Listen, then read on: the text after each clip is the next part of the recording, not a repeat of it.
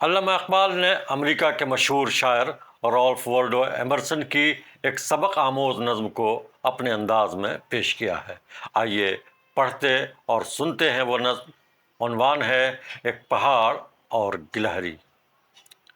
کوئی پہاڑ یہ کہتا تھا ایک گلہری سے، تجھے ہو شرم تو پانی میں جا کے ڈوب مرے،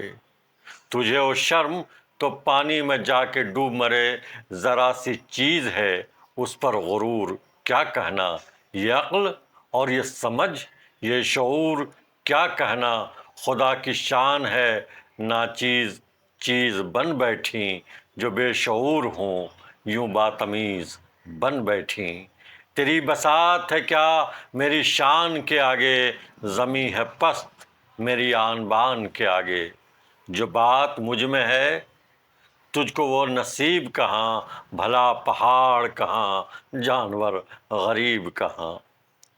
کہا یہ سن کے گلہری نے منہ سنبھال ذرا، یہ کچی باتیں ہیں دل سے انہیں نکال ذرا، جو میں بڑی نہیں تیری طرح تو کیا پرواہ، نہیں ہے تو بھی تو آخر میری طرح چھوٹا، ہر ایک چیز سے پیدا خدا کی قدرت ہے، کوئی بڑا کوئی چھوٹا یہ اس کی حکمت ہے، بڑا جہان میں تجھ کو بنا دیا اس نے، مجھے درخت پہ چڑھنا سکھا دیا اس نے،